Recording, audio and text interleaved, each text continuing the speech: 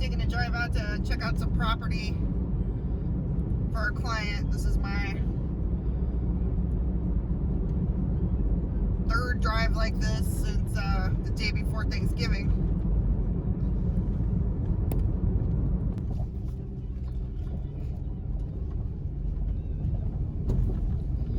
Alright, so I just got done scoping out this property. This property is priced very well, and the reason it's priced very well is there's not really any building spots on it. It is a very steep hill down to a ravine, and then a very steep hill up to another ridge line, and that's the property. 80 acres of it. So that's where we are, you know, as far as the election goes, because the Lord is ultimately in charge, and you know, maybe he wants to work a miracle here, and the Lord is ultimately in charge, and maybe it is time, maybe we are truly in the end times, and you know, it's going to be bad from here on out. Either way, if Trump wins, they're not going to give up. 4 years from now, whenever Trump is gone, they'll figure out a way to take over. So at the most, we have another 4 years to really get prepared. And realistically, probably have more like a year before things really start changing and lock down. We're already seeing, you know, Randy and I were talking about it this weekend. We're going to stores, and stores that normally are overflowing with items this time of year for Christmas, the shelves are still bare. He talked to a guy at Orscheln's yesterday. That's one of our big, like, farm supply stores, national chain. And he said they still haven't gotten their Black Friday shipments in. We talked to another guy who works the ammo counter. He said there's ammo. There's a warehouse full of ammo, but they can't get anybody to drive it out to the stores. So what's that all about?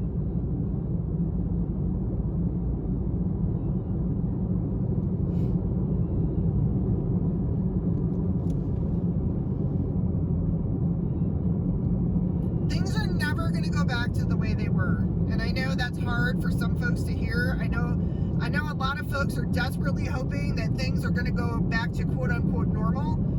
They're not. This is our new normal. And things are just going to get weirder and weirder from here on out. And, you know, I know I say this a lot, and maybe you're sick of hearing it, but I am just so thankful and grateful that we had the courage to make the move out of Las Vegas when we did, because I am so grateful to be around like-minded people. I had to take a drive to check out some property a couple days before Thanksgiving, and I had to drive from Arkansas up into Missouri and then back down over through Missouri a little bit and then back down into Arkansas. I could not believe the amount of Trump signs and Trump flags that I saw, like people still supporting. It is so wonderful to be in an area of the country with so many like-minded people. And President Trump has been the only one in a long time, probably since John F. Kennedy, that really seemed to care about the people of the United States and really seemed to care and believe in and respect the United States Constitution. And that's why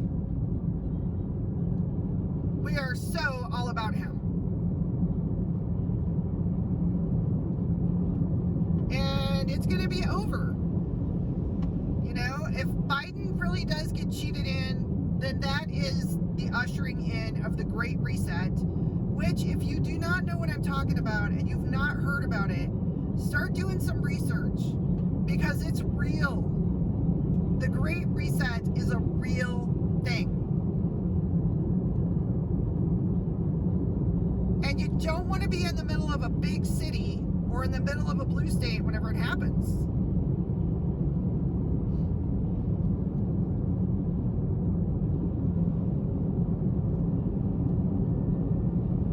Population density matters, and who you surround yourself with matters. And there are going to be parts of this country that hold on to freedom as long as possible.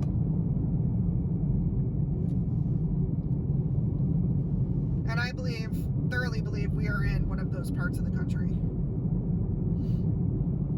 With this whole Great Reset thing, if you haven't looked into it, you really need to look into it. They really do want to abolish all small business, independent business owners. They don't want anybody doing their own business. They want everybody living in cities. They want everybody on this universal minimum income. And they want to reduce the population level. Some things I've read say they want to reduce the worldwide population by as much as 50%. So who do you think they want to get rid of? Do you think they want to get rid of the elites? Do you think they want to get rid of the celebrities? Do you think they want to get rid of the millionaires? Or do you think they want to get rid of, the little peon people? So if they can shut down and make it so that none of us can be self-employed, so we all have to work for globalist corporations, or we just have to live in their little apartments in the city, on the minimum income, and that's what life looks like. Yeah, no thanks, I don't want it. And I bet most of you don't want it either. So wherever you are, if you're going to stay where you are, or you're going to try and get someplace that has more like-minded people, you need to think about how life is going to be different and how it's going to look different, and how you can take care of yourself and your family. And I think in a lot of cases that is going to mean coming up with some type of multiple income stream where, it is super possible to take care of yourself and your family without having the quote-unquote corporate 9-to-5 job, and without making $50 an hour, $85,000 a year, things like that.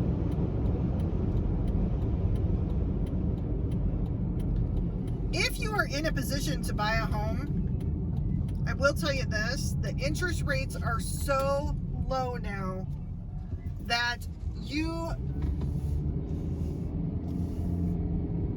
I can tell you right here, it is way, way, way cheaper to buy a house than it is to rent.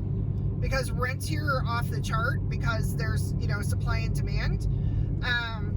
And like I sold a client, he bought with a VA loan on just under 5 acres. I can't remember the exact sale price. We were somewhere between $140 and $160. And his full payment is going to be like $800 a month. And he's out on almost 5 acres. So just to rent a house in town here, you're looking at starting around $900 a month and going up to as much as $1,400. Like, why wouldn't you just buy, right? So as we've talked about before, the issue with buying is, especially if you're relocating, you have to be able to show income. And how do you do that? That's kind of the big key. If you're selling something and you're, making some money off of it, this is an incredible place to invest.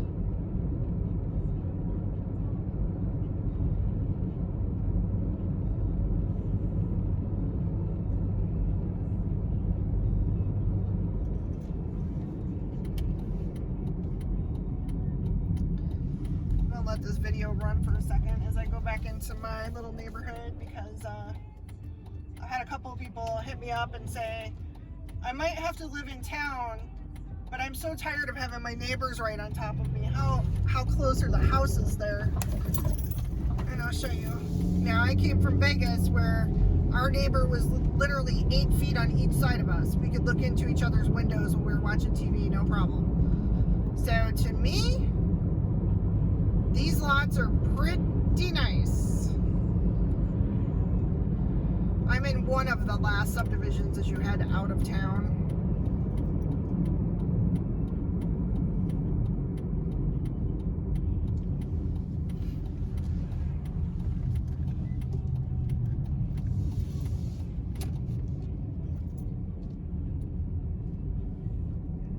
Now this right here, these are all newer homes that were just built. In fact, one of these was just being finished whenever we moved in. These lots are smaller here because this is a little parcel that backs up to the Good Samaritan Senior Retirement Facility. So these are some of the smallest lots in the neighborhood right here. And then as we go up, as you can see, straight ahead, I mean, you can see how much space is between those houses. We're mostly on minimum 1/4 acre lots. Some folks are on almost a 1/2 acre. And there's plenty of room. Are you still close to your neighbors? Yes. Are you right on top of each other? No. Big backyards, lots of space. I mean, I got a big old freaking chicken coop in mine.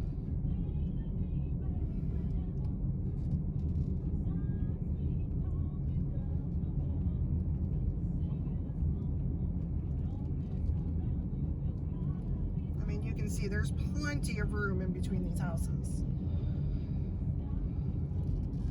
And I know my neighbors all the way around me, they're all nice.